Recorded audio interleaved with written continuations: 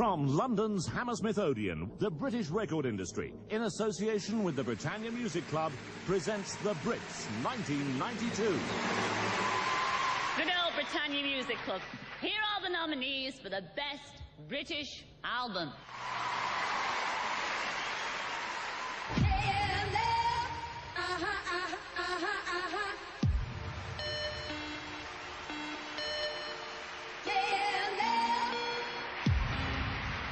For the first time ever on the Brits, after thousands of votes had been cast, congratulations, the KLF.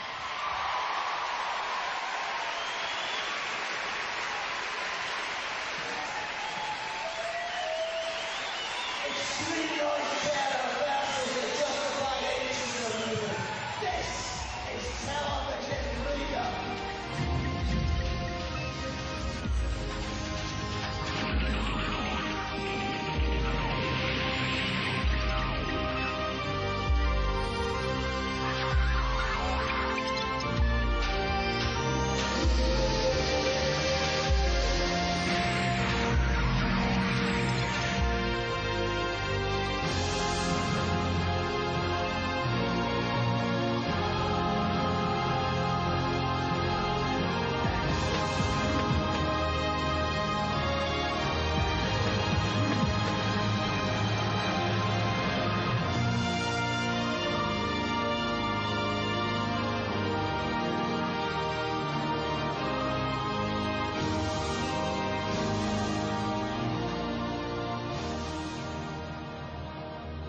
We should have been celebrating.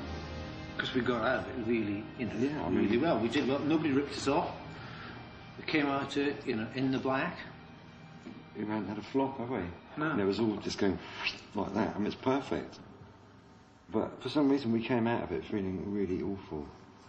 So we should have gone the whole hog, really. Well, we should have both died of a drugs overdose. And everything would have been fine.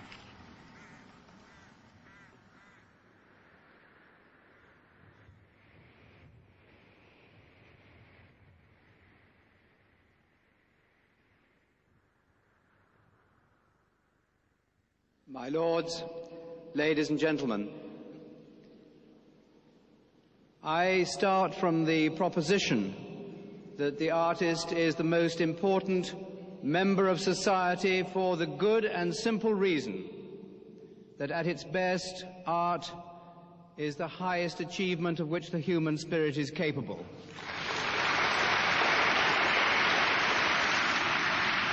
And it gives me very great pleasure to tear open this envelope and announce that the 1993 winner of the Turner Prize is Rachel Whiteread.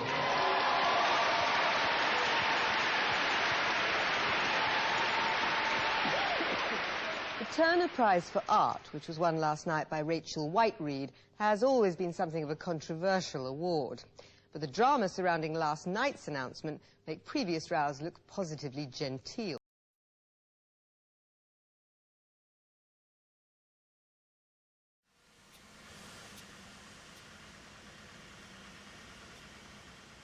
The piece that I'm working on at the moment is called House, and it's very simply the cast of the inside of a house in concrete.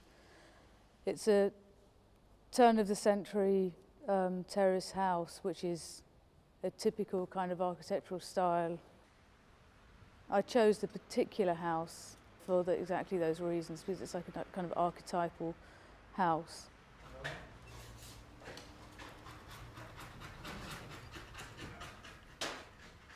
What I'm actually doing is working on the interior walls of the house and literally making a building within a building.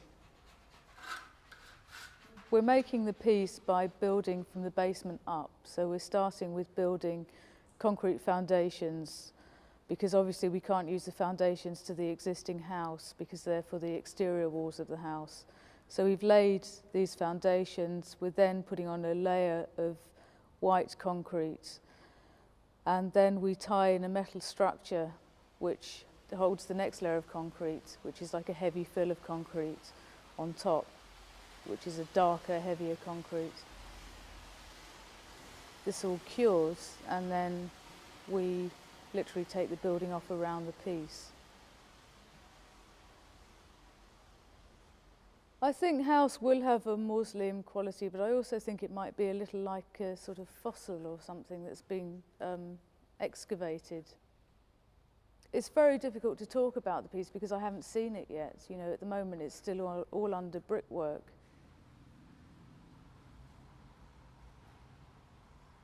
I'm hoping that it will have this very strong but slightly kind of fragile presence, because the actual width of the piece is only about 14 foot. The breadth of it is longer than that, and it'll draw one's attention to the very narrow living spaces that we normally live in. That it may have a depth to it, but it's actually quite narrow.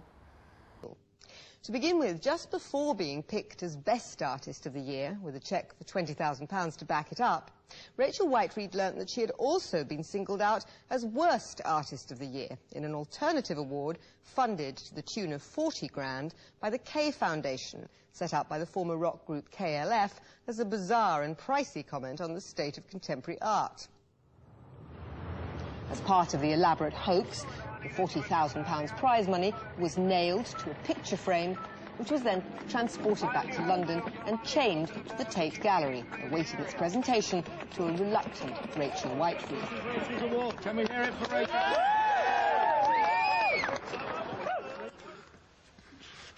No, it puts you, it sounds terrible to say this, but it puts you on a different kind of level to a lot of other artists, because it shows that you're prepared to fucking go the whole fucking way. You know, we're not pissing about.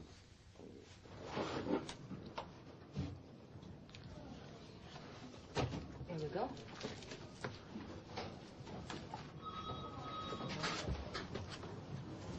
Okay, so we've got a bank statement here. There you go. KLF's account, £1 million withdrawn. Bill and Jimmy came in and asked for £1 million of their own money, which we could all see from the bank statements that they had. Simple request, you might think, which I certainly did at the time, and it wasn't until I rang the bank that I realised how difficult it was to get your hands on your own money. I mean, their particular request was a little different to normal, because they wanted brand new £50 notes, and only brand new £50 notes.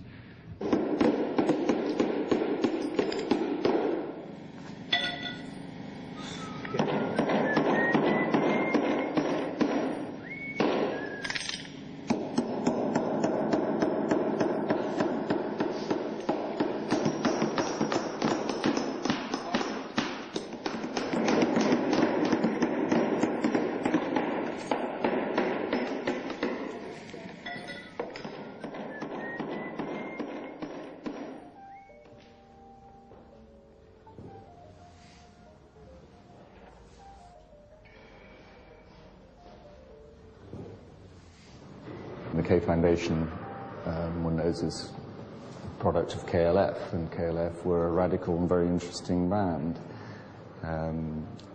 I got to know them through a mutual friend. I mean, they had very little contact with the art world, and one of the artists that I work with knows them, and so through him they got in touch with, they wanted to discuss their ideas and the project that they had in mind with people in the art world, because they saw it very much, or were trying to see it very much, as art.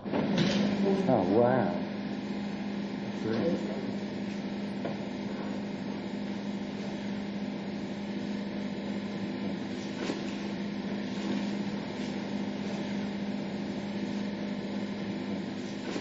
You nailed it to a bit of wood so it can't function as it wants to. But it's to do with controlling the money, because money tends to sort of control you if you've got it. It kind of dictates what you have to do with it. You either spend it, give it away, invest it. And we just wanted to be in control of it.